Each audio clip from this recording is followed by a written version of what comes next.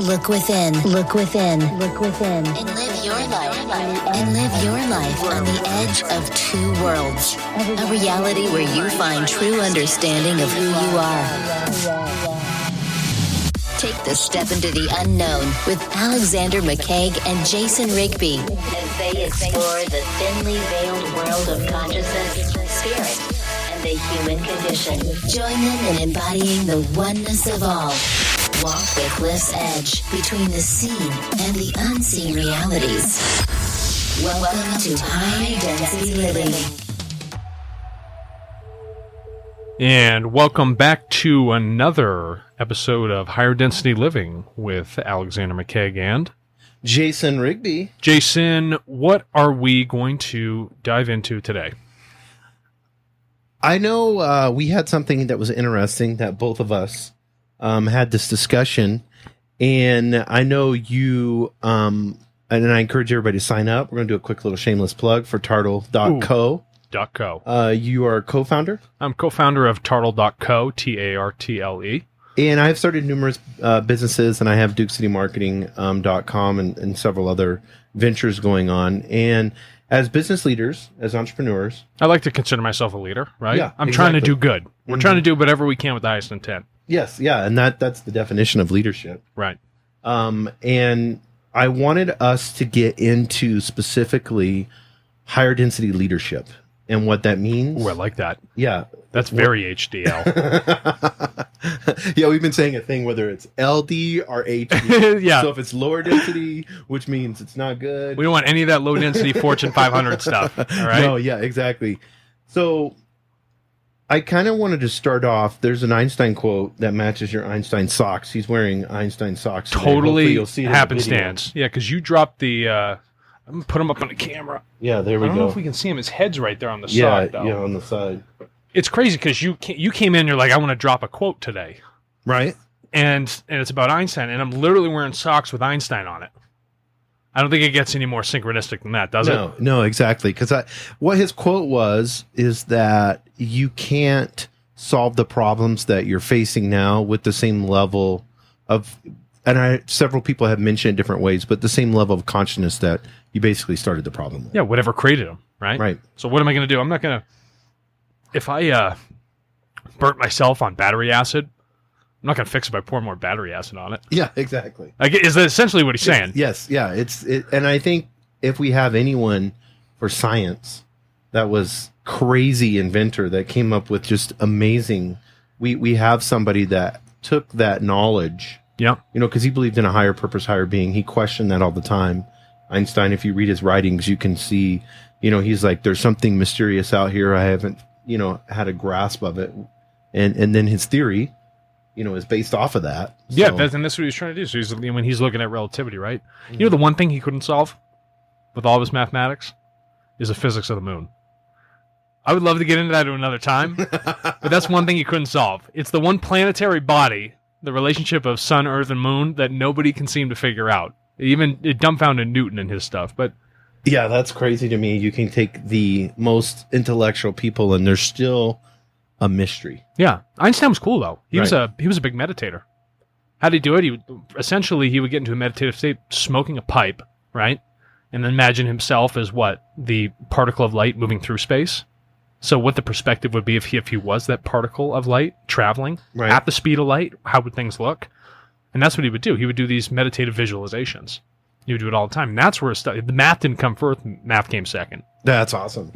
And I what I love, I think specifically about Einstein, and we had talked about the other day, is like taking certain people like Carl Jung or whoever and doing a whole episode on them and what they believed in quotes that they had said about spirituality. Oh, that's neat. Yeah, we should talk about that. Yeah.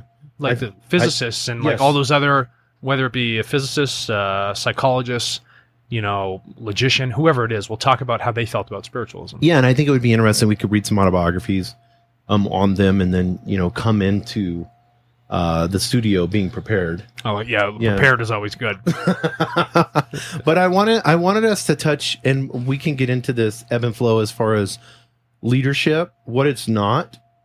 Oh, what it is. And I don't know, have you seen the new Jennifer Lopez movie, Hustlers? No. So in there, basically, the premise of the story is you have all these huge Wall Street titans, and you got the low-level boiler room people, and then it goes up, in tiers. Right. And basically, these strippers at the strip club figured it out, how to get money out of each one in different levels. So you're trying to tell me and the rest of our listeners we've been in the wrong business the whole time? Yes. And it's a good movie in the sense of, so what they ended up doing was they were like, let's get some ketamine.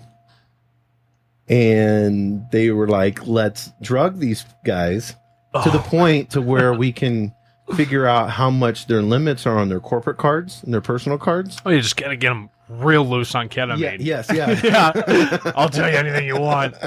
Yeah, what's your social? They're asking them why they're in this daze. You can see it in the movie. Smart. They're like, what's your social security number? What's your maiden name? Oh, nice. And so, and they were so embarrassed that no one would turn them in. Finally they got caught. It's based on a true story. Oh, I like this. That these people were doing that. Finally they got caught, and spent time in jail. Nothing serious, of course, but it was interesting how they were describing these leaders.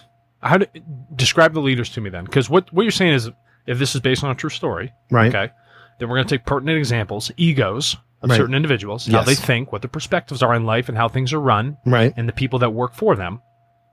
How did they feel about those people? What was their perspective? Well, I think like low tier leaders. These are the guys that were just trying to figure themselves out. They didn't know. They were the ones that were in the room, having to do because this was done back in, I think, the early 2000s. But they were the ones that were striving to look up to these huge monstrous egos. And we'll get into them. But how they looked at it as these different tiers is this person, they're like, you don't even have to touch them. You just have to make them feel like there's something special, and they'll give up, their money. A lot of them had, bad relationships, so they were just like labeling them as like these people that were wanting, but never really could get. Well, they're wanting because something's missing. Yes. Big. Mm-hmm. Something big is missing. Right? Now, if we look at these people on Wall Street, I've known traders. Mm-hmm. I've known plenty of them. It's a huge ego business. Mm-hmm. More than anything, right? And what's funny about it is like, who spends the most? Who talks the biggest? Who earns the most? It's like all those different things. It's like external. Not one thing is dealing with, hey, what about the quality of who I am internally? Right. None of them even look at that. No, not at all. And so the question is, you have these people who are these leaders, quote unquote, right? Like sub-leaders, not even the guys who run the company. And then they're the ones trying to follow a regime or a hierarchy that's saying, I need to be even larger of an egotistical model, right? I have to be more like these people above me who continue to run this chain of command saying that I am lesser, right? And that they're all going for this external world, and then I have to be even more external to get to the top. And so now you have all these people running these businesses and managing massive amounts of money for the United States and investments and even people internationally. And you want these people, right, to have their sense of leadership, which is all about spend, ego. I don't really care about anything else but myself, and not focus on you, right? And how to develop yourself, and then how that should match a corporate culture for a company. But don't you think that's been the problem? I mean, we saw that in 08, 09 with the financial crisis, but that has been the problem in our leadership in corporations. I mean, we do have some great corporations that are coming out now that are putting, if you want to say SOUL, soul first. Oh, I like that. Yeah. But at the end of the day, like you said, everything external becomes, I mean, really think about it, because that's really interesting what you said. I mean, everyone is sitting there looking for something external to make them happy. But they don't find it. So what do you do? do? From the top down. The top down. And they're still clawing for more. That's always the right word, clawing. Yeah. Clawing for more. Because you really have to strain every force of your life to attain these material things that you're attached to. Right. To this idea of yourself that truly isn't you. So that you can fit into a culture, so that you can move yourself up in something that from the base is poisonous. And I think that's the only way I look at it, because if you look at the soil that grows a company, right? If a company's a seed, if you do that with a bad base, poor intentions, too much ego, the structure does not match who you are and the good you're supposed to do when you interact with other people, a company is just a superhuman, right? Right. That's essentially what it is. I think the Supreme Court said that it's a human. It's an entity, right? And it's treated like a human. So if you don't grow and train and cherish that human like a child of innocence, right? And give it an organic structure and teach it to give, right? To be a higher density corporation, right? To be more social, to be more environmental. If you don't do those things, if you don't create a structure or that business that has a specific ego, that's just going to feed into everybody else. And then they're going to match those things because that's how the business runs. So from the gate, like right out of the bottom, that's what has to be changed. And I like your analogy with the soil because, but I want people to understand too, if you're a business leader or you own a company, you can have profit with a conscience. You can. But for all this time, right, it's like you don't have to have a conscience to have a profit. Well, it's encouraged not to. Well, it's encouraged. Why would you, right? Because they think it's a zero-sum game, right? I win, you lose. And you know, you could see it with this movie, and I think this is a perfect analogy. This, you know, like super male patriarchal system that looked at strippers as being, you know, objects, external objects for their pleasure. You know, they're sitting there showing them doing coke all the time, you know, which is, you know, everybody says it's a white man's drug. Right. You know, a rich white man's drug. And then they're just throwing $100 bills at these girls. And then, you know, they're trying to figure out their life being a single mom. And so you have this whole dynamic that they're trying to react to a system that it's corrupt. They're also trying to react to a system that's poisonous. Sure. And it's gone to the point to where it's not just affecting the corporation, but in everything that they're doing in life, it's infecting. And I think that's a good word. And it is infecting you, right? Because you don't realize that just because you go to work and you choose or you make an action right there, it doesn't stop when you walk out of the office building. That continues.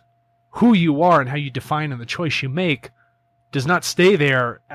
It's like, okay, everything I've done for the day is only going to affect the business. Right. No, it's going to affect everything else you do. Mm-hmm. Every choice you make, because you've got to keep up that lifestyle, that ego, those choices. What do you do for work? That's what people ask. People love asking that shitty question in the United States. What do you do for work? What do you do for work? Why don't you ask me, what type of person are you? How are you doing? Not what do you do for work? When you get to know somebody and you go out, they're always asking, well, what do you do for work? What's your job? Right? And then the hierarchy comes into play. Right. That W-2 is not big enough. No, you spend too little. You're poor. I don't like that job. They're judging people on their job and not their character. That's so good. You're right. Right? And that's that patriarchal mode that's going on, right? It's that male dominant, logical, rigid, finite model that we've perpetuated for all this time. Okay? And you see that even with our data models and how we do stuff. We say this is how a person is because we're back propagating and analyzing them and say this is the profile of Jason. What? It's just a rigid, finite model. That's not who you are. No, yeah, exactly. So they've left all that feminine aspect, that beautiful, emotional, fluid energy out of the picture. So it's like almost like the Leaning Tower of Pisa, and the whole thing is just like almost keeled all the way over because it's all masculine energy. Leaning Tower of Pizza, though. That sounds pretty good. So, and then when you have someone that is extremely feminine and they come into that culture, it's almost praised if you're a woman, but you're ruthless. Yeah, because they want to perpetuate that masculine energy. Right. And then the woman who came in who had one perspective now is dressing in the dark suits, walking like the man, talking like the man, doing all these other things with this heavy masculine energy that they didn't have in the first place. Why? Because they have to keep up with that culture and how it's designed. But again, it's looking for that external thing. In the structure of the business, its culture demands external learning, right? It demands that everything on the outside defines who that individual is, right? And I want to break that down because I feel like the word external is something that everyone can grasp. Yeah. Especially being a leader, because if you're looking at external, then how we're going to break it down to even, and I don't want to get back to the tiers. I don't want to get back to strippers. Yeah. I don't want to keep going back to strippers here. But, because I think that's a great analogy. But external, when you get an employee and they can realize that internally they can solve a problem that the corporation faces instead of having to look outward. Right. Or relying on some rigid, hierarchical system. Yeah. something on the outside that maybe they read about. Right. And then they're allowed, because they're allowed to be able to freely bring an idea forth that can change the company. I mean, how many times have we heard that? Somebody that was a janitor that saw something in the trash all the time and then mentioned it. Next thing you know, the corporation's using that. But what does that require of a leader? That's a self-awareness. Right. To understand that, yes, I understand that I am the leader of this corporation, right? But how I view things are no longer vertical. It's a horizontal plane. Mm-hmm. And I don't care what your job title is, how much you're getting paid, it doesn't matter. Every thought you have is just important as mine. Right. And just because I have a title does not deem everything I say more important than you. And that's the difference in quality between a leader and corporate ethics, right? And how you deal with the people that are with you. That whole dynamic fosters a different type of growth, right? It's a more fluid type of growth. It's not rigid where it's like, because I have this title and you're 30 different tiers down, you can never have that conversation with me. That's not how things work in nature, okay? One bird can go, a small little bird can go talk with a hawk, right? Right. Can it not? Mm-hmm. A pilot fish can go with a whale shark. Right. Just because it's larger and it takes up more space, and what it looks like perceived in our view of things is that, right. Look at the ego of that. It's large, right? Much like a person in the business. That guy's wearing the suit. He must make all the decisions. Well, hold on a second. Change that structure, because the small fish can also help guide the larger fish. It can help pull off those parasites. Well, it's symbiotic, yeah. I mean, they're dependent on each other. They're codependent. Right. And it's important for a leader to realize that codependence. And when you realize codependence, now you start acting in line with nature, because that's how nature works. Because when you fight nature, you're fighting yourself. Right. When you fight nature, you fight yourself, because that is what you are. But to be this big egotistical model that is set out in corporate America, you have to fight yourself, because everything inside of you is telling you no, but you have to sacrifice. Jesus talked about, he said you can gain the whole world but lose your own soul. Yeah. And so what have you gained? Yes. Nothing. Right? That model doesn't work. It doesn't work. Why do you think entrepreneurialism is spreading so quickly? It's not the onset of only the technology that makes it easier for people to work from home or start a business or do all these things or put together teams. It's the ability for people to be more collaborative, a more horizontal platform, more open offices, a higher social good, because that is in the consciousness of who we are now. That is what we want.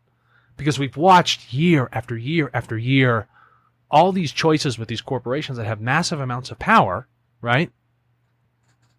Choosing for us what our future is going to look like. And now that inverse is starting to happen. That asymmetry is now starting to balance itself out, right? Now all these micro businesses are growing everywhere, and the people have ability to work outside of that corporate model.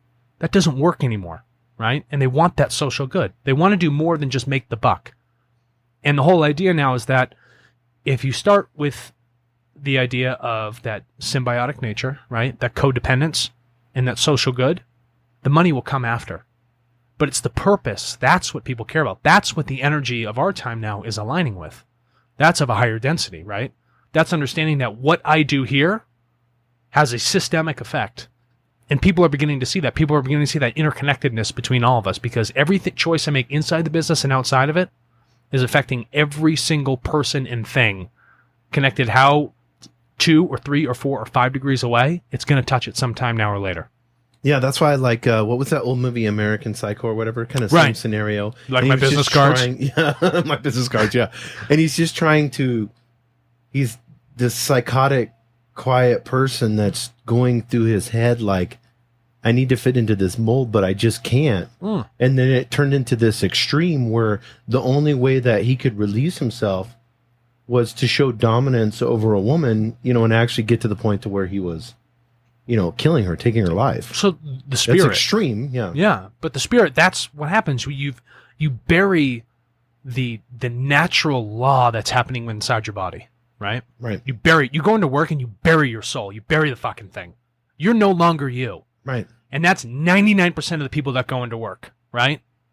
They won't share their opinion because it's not accepted. They sit quietly at their desk in their cubicle and they move paper from here to here. That's 90% of the jobs in the United States. Yep, you're exactly right. Okay? And to hopefully get a pension. To get some sort of benefit. Yeah. So I'm going to sacrifice everything that makes me Alex or Jason or John or Jane Smith, right? I'm going to sacrifice all those things so that I can get some sort of benefit later, far down the road. So now I've wasted 10, 20, 30, 40 years, which is the average career of my life, for what I thought was safe, but was really killing me. Yeah, and for what? And for what? To have a Denali or an Escalade? Or... Again, more external things. Yes. But what have you learned about yourself? Nothing. And when you go out and you try and raise your children or teach people other things, you can teach them good things? You don't even know shit about you. Yes. You spent 40 years in a career burying everything that was you, and you haven't learned one damn thing about yourself. And then you have your children performing. Your children externally, performing. Right. Getting their, I'm a great football player, or I'm a great piano player, or, I can do this, and you have them running that rat race over and over and over again. Right. And no one has had the ability to be able to look at each other and say, who am I really? No, exactly. And how do I fit in a relationship with you and everyone else around me? Mom didn't teach me how to understand myself. She taught me how to understand how to act in this world. No one sat me down and was like, hey, you better figure you out before you go out and then start judging people and determine what they should do. And that's what a business book does. Yes, exactly. I spent wasted years reading that shit, only to find out that everything I needed to learn was inside of me. And then my growth, right? What I've done, my businesses, the choices I make are determined, and they equally match the growth I've had inside of me. My businesses grow at the pace that I grow. People think, the business, it'll outgrow me, do all these other things. Well, it's like, no, it's not outgrowing you. You're pushing it into a structure that is not you. And then you end up leaving it. It burns you out, right? That's why leaders are burnt out right now. Of course they're burnt out. The reason that you're burnt out is because it's not... Gary Vaynerchuk talks about this, and I love it. He's like, the reason I can go 12, 14, 15 hours a day is because I'm so passionate about what I'm doing, and I have a voice and a calling that I want to share to my platform. And he goes... The minute that I stray away from my vision and internally what I'm supposed to be, is the minute I start feeling burnout.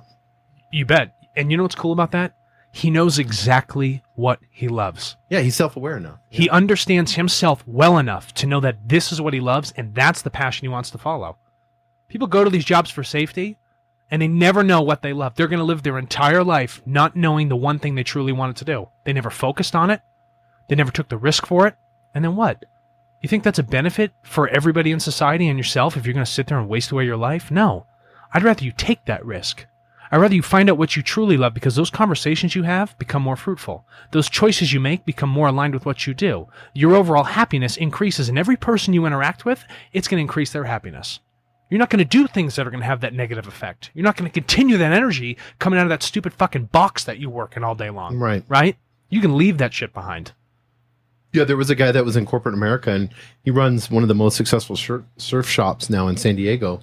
But he was just like, screw all that. Fuck it. I'm going to just focus on what my passion is, and that is making surfboards and modeling them right. And so he took an internship for 5 years underneath this guy that has spent, 40 years just molding surfboards. That's and he so figured cool. out exactly how he wanted to do it. And guess what happened?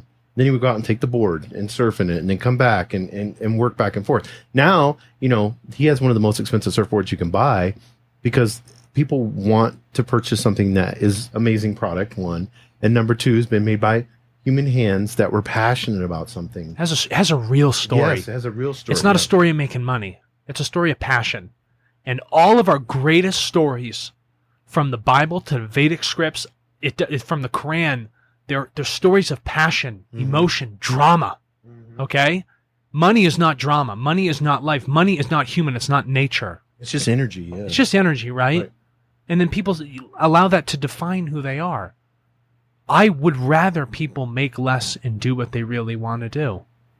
And you watch the pain drift away, those attachments to something that you thought was you go away. The distortions are no longer there. But when you're doing something that's extremely passion, like let's say this surfer guy, it's going to lead into something that's going to be amazing. Yeah.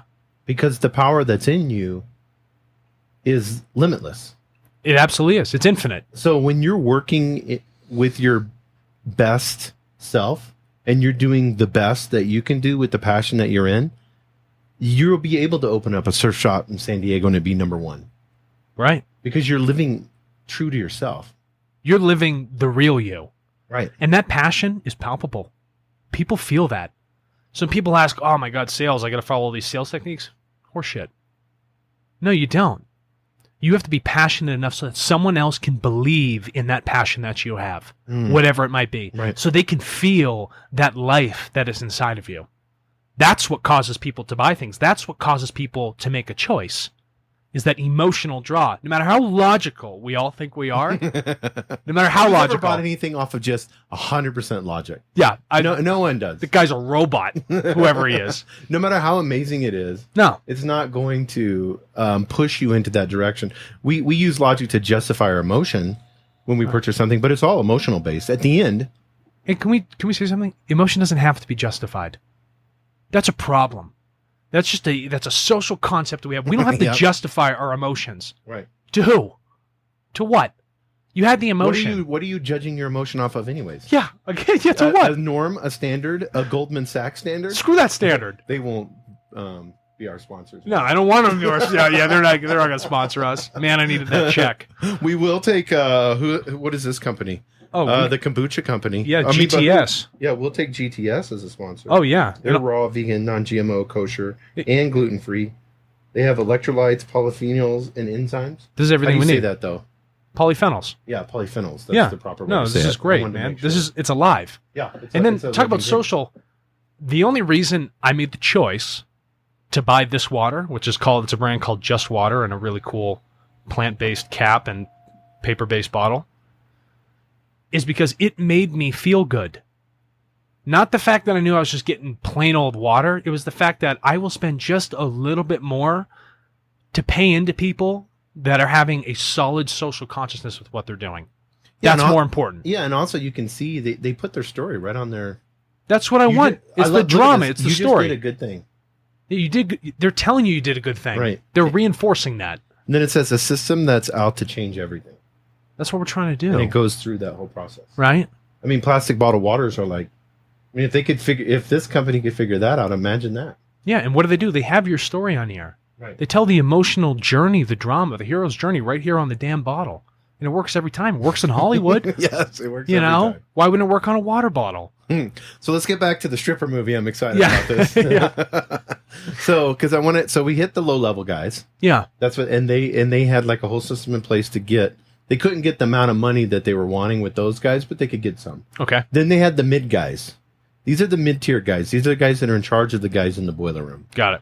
And so these mid-tier guys were successful, but still there was this, like, in the back of their head, there was this little desire, this want, this not good enough to be at that psychotic level. Because that's the word they use over and over again for the high-up guys, and we're going to get into those guys. Sure. But, they weren't ruthless enough. They didn't have the ability. They still were holding on to some thread of consciousness, but they knew how to operate in the system effectively enough to be where they could create a profit or generate a profit. What did you just say, though? You're saying these guys, to get to that level, Right. have to kill the last part of themselves. Yes. Literally kill it. The thing that truly made them, the last semblance of what was good, that wasn't the external world that defined them, right? The last bit of the real personality, they have to kill to get to that spot up at the very top. What is that? Is that worth the bonus? Yes. Yeah, exactly. Seriously, because it's all bonuses there. Mm-hmm. Wall Street cuts bottom 10 to 15% guaranteed every quarter. Buy. It's all about bonuses, right? Bottom line. It's a rigid, finite culture. There's no emotional, feminine energy. There's no fluidity to this thing, right?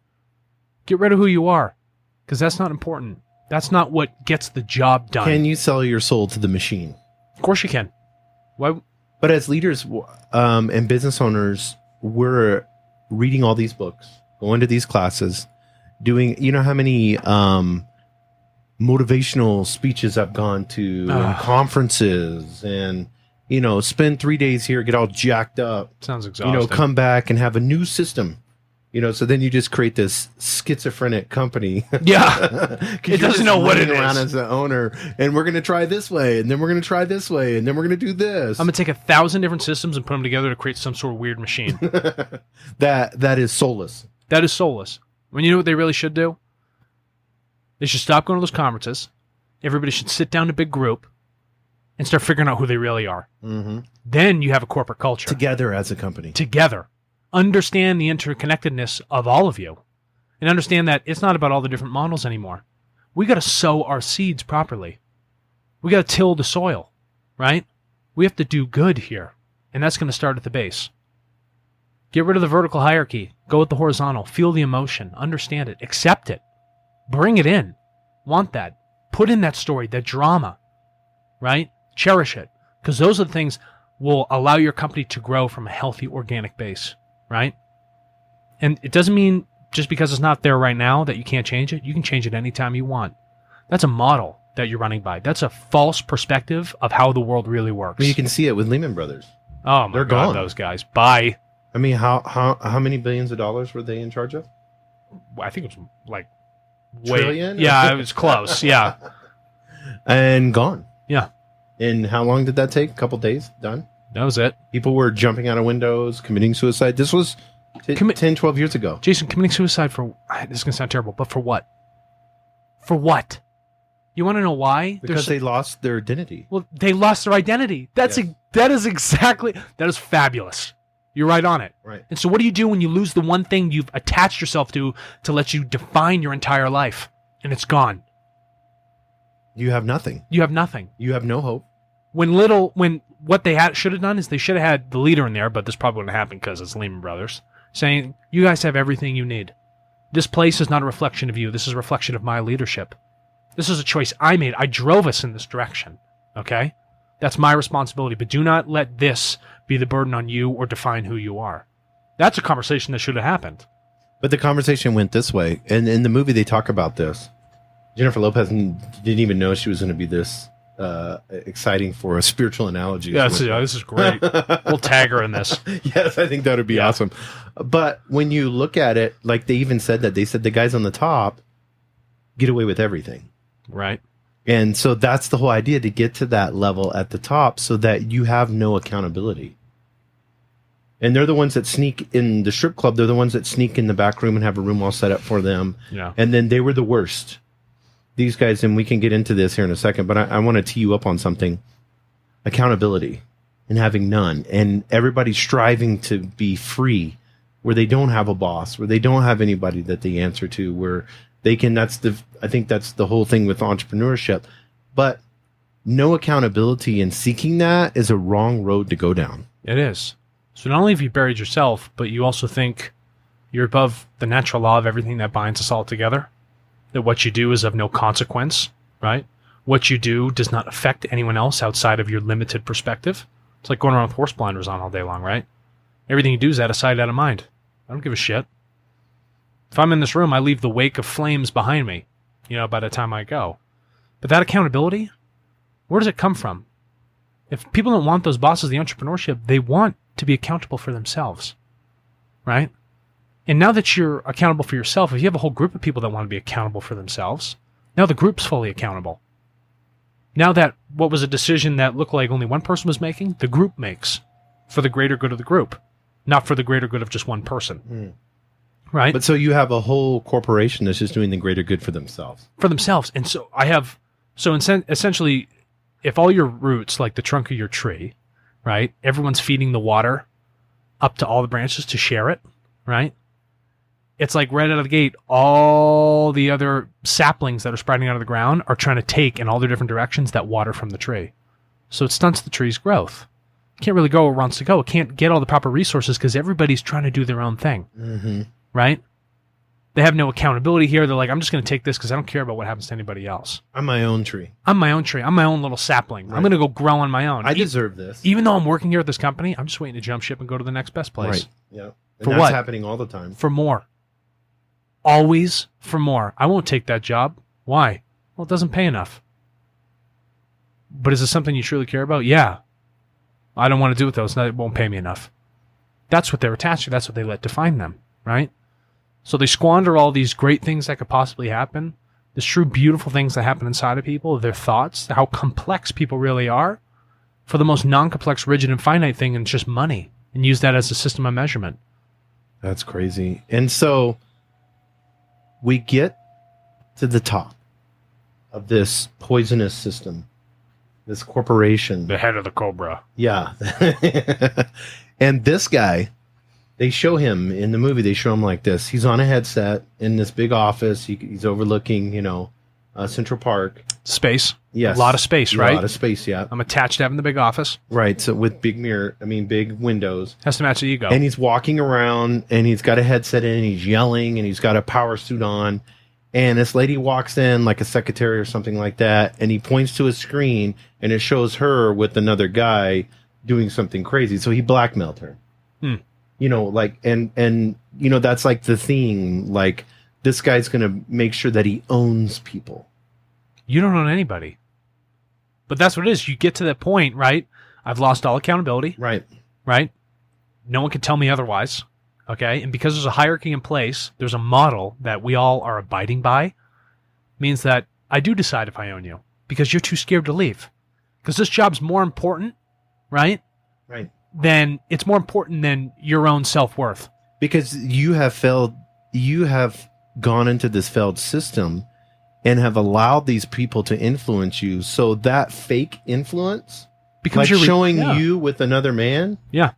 In a hotel room or whatever, that fake influence, that has no influence over you. No, it doesn't. But they think it does. Yes. Because that false world, that massive distortion that most of America walks into every day, they think that's the reality.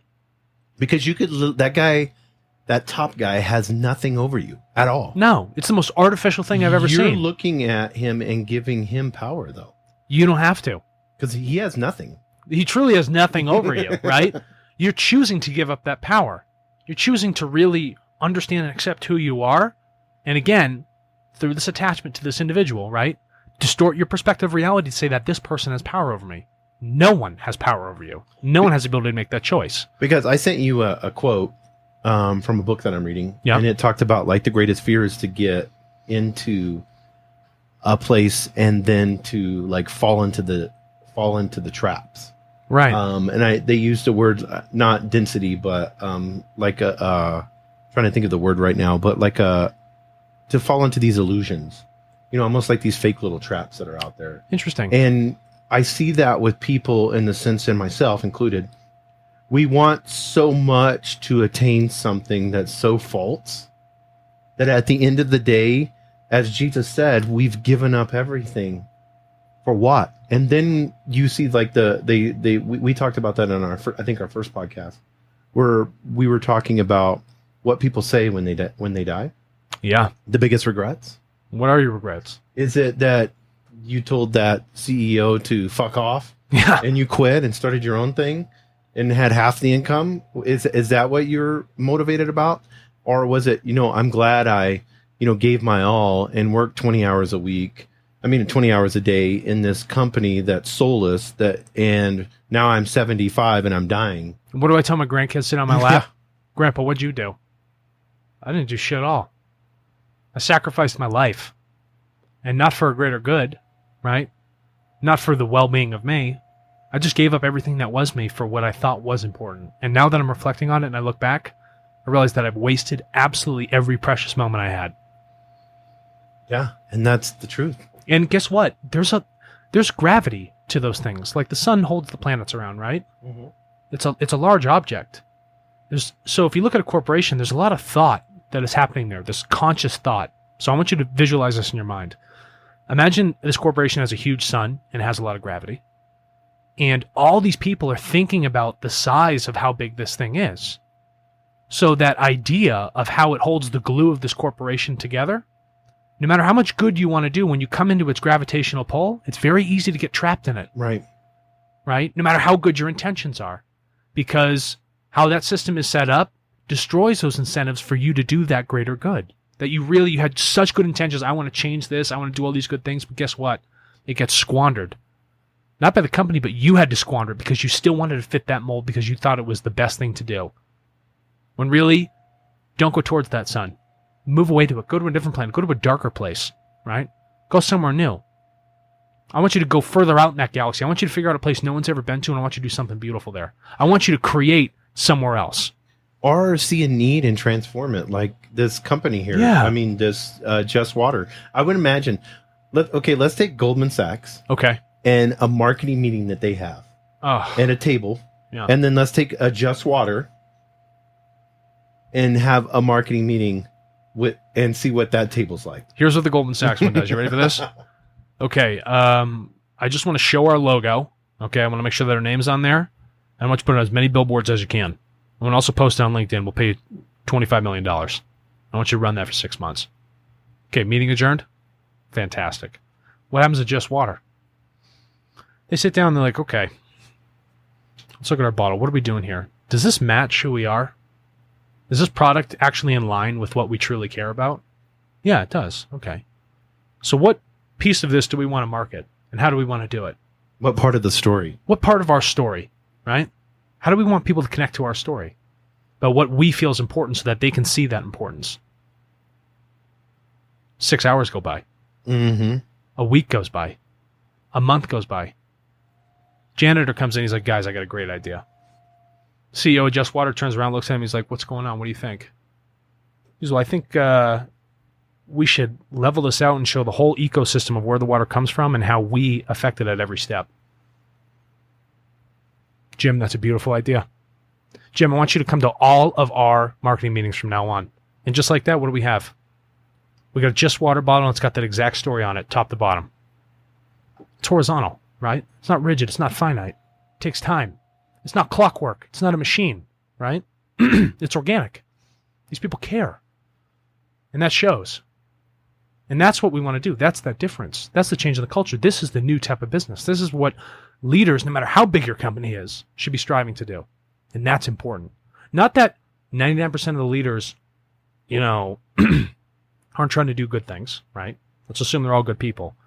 But there's 1% of them that are trying to go that extra mile, right? That are trying to really define what the future looks like. And they understand that in their positions of power within their company, in determining how our resources work in the United States and across the globe, because they can make those decisions. Mm-hmm. They see that. They understand the systemic effects. They understand the interconnectedness between all of us. Those 1%, they're making a big difference. So we got to change the rest of that majority. We have to show them that what is going on with these smaller people that are sowing the seeds in these much smaller fields, that's a model we should follow, even though we're so large, right? And I think that's the higher density way of doing things, is understanding that interconnectedness. And I think it's just, I think it's a perfect example using this, Alex, exactly what you said. Have Goldman Sachs sit in a room and make a water bottle and put water. What is the conversation going to be like? I want gold flakes. Yeah. We want the most expensive plastic we can get out there. Sure. Fuck the environment. Right. We want the water. We want to. What's our biggest ROI? Can we get cheap, New York municipal water? Tell them we put some cheap, we'll lie about what's in the bottle. And we'll squeeze the manufacturers. Yeah, and we're going to squeeze the manufacturer so we can get 2 cents for the water. Yeah. And then, but it's going to look flashy. It's going to look amazing. It's going to have our big, GS on it. Yeah. Logo. And it's going to be like the best looking high end water known to man. And we're going to rip all these people off and we're going to kill it. And this is going to be, all of our bank accounts are going to be big. Yeah. And the dissolved solids in this water is going to be nuts. And it's just old sewage that's been processed. And we're all just drinking the same poison. Because we don't give a shit. We're not going to drink it. We don't care. We'll just sell it to the masses. You know why? masses. Because it looks good. Yes. It's not about looking good. Right? But it's all fucked up inside. Yeah, and it's all fucked up inside. It's not about the looks anymore. It's not about what's on the outside. It's about what's on the inside, right? That's why this is just water. It's about the quality of what's on the inside. How did you get that quality on the inside? Where'd that come from? I don't care how you dress it up. Right. I don't care how tall your giant skyscraper is, right? I don't care how flashy these things are. It's the quality, it's the emotion, it's the feeling, it's the drama, right? It's those flexible models. It's sowing those seeds. It's that organic growth that is going to match who you are, is going to determine the real quality of how many people want to follow you. I love that. And I want to kind of end on this because we're getting to our time, Alex. When they saw these high up CEOs, yeah, and they looked at them and they're like, this design a system, because those are the ones where we can, you know, spend 10 grand in a night, and they'll throw out the $100 bills. And there was one scene where this girl, the financial crisis hit. And so, of course, the club was not, you know, they weren't coming in there anymore. You know, right. Everybody, you know. And so there was desperate times. Sure. So, real desperate for everybody. Yeah, exactly. So what was happening was she had a choice to make with a gentleman. He wanted her to do more than just, you know, strip, like get into the sexual nature side of things. Yeah. And he said, I'll give you $300, you know, if you can do this or this to me. And she's like, okay. And so he gave her some Coke, you know, and she normally wouldn't have done that, but she went in and took it because she was feeling shitty. She took the Coke, you know, he was doing Coke. He put money down there for her. She did the act, felt shitty in the morning. And it shows in the movie, and this is really, she's getting interviewed by somebody because they did a magazine article. It's based on a true story. Yeah. And she goes, when I woke up in the morning and I realized what was going on, he had just given me three $20 bills. But, you know, I was so out of it in my head, I thought he had said it was 300, but in actuality, I just got $60. Yeah. And I want you to close on this. I think that's where we're at right now in corporate America. We're at the point where we're recognizing we just got $60 for this. We thought it was so much more. We thought you know what? You're absolutely right. You go in thinking like, man, I am just winning. I'm winning. Right? Because that's what it is. It's all about competition. Look at gain. But what have I got? Nothing. I got the same 20 cents I had before in my pocket the day I got the job. You've lost everything else. You lost who you are, everything you care about, everything you ever dreamed about, every passion. You pushed that all away. Right? And whatever you got, even though they gave you all those paychecks, jack all. Yeah, and then you end up doing the things that you hated the most inside of you. Yeah. To accomplish something that you thought, but it was at the end just fool's gold. Fool's gold. That's exactly right. So what do I want people to do? I want them to sit down for a minute. I don't want everyone to just walk out and quit their job right now. Okay? Start a revolution. Start a revolution. Let's have some a little bit of risk management on this, right? Do something on the side that you're a little bit more passionate about. See if it takes somewhere. Find an apprenticeship. See that interconnectedness of what is going on. Test your business, see if it aligns with your values. And then I want you to do a review of your entire life. Every year, every hour, every minute, every second you sat at that desk or you stood at that assembly line. Do these things make you more of the person you truly are? Or do you make yourself more the person you truly are? All right? Look at that, review it, ask yourself, and then start making some real choices that are for the benefit of you. And that passion, like you said, Alex, it's so easy. Instead of watching 4 hours of Netflix, yeah, get rid of Netflix and take that 4 hours and like work for 4 hours on your passion. On you. And you can do that in the evenings. You really can. You have Saturdays and Sundays. Maybe you go to yoga and you've always wanted to be a yoga teacher. You have 2 days. And Americans, you know, a lot of people, we have at least 1 or 2 days off, and we have all the evenings off. That's right. You know, or mornings, however your shift schedule is. But you have a ton of time where you can take and focus on that passion. You know, get into where if you want to be a yoga teacher, go get into class. Figure it out. Say, how can I learn this? And follow that direction. Yeah, rather than say, I don't have the time. You don't have the time for what? To develop yourself, to figure out who you really are? That's sad. It's just an excuse. It's an excuse, that right? will wind up in the end. And you have that time. Yes. So use it. I love that. So I want us to, on the second part, we're going to get into next week. We're going to get into more practicality for leaders. Cool. And how they can operate and what a higher density leadership system looks like in an organization.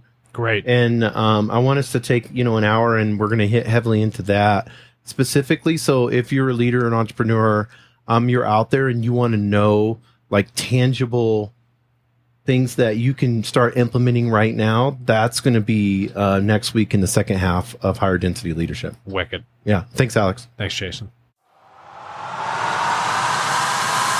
Look within, and live your life on the edge of 2 worlds. A reality where you find true understanding of who you are. The learning is done. Become the teacher in embodying the oneness of all. Walk the cliff's edge between the seen and the unseen realities. Become a higher density being. Please go to www.higherdensityliving.com.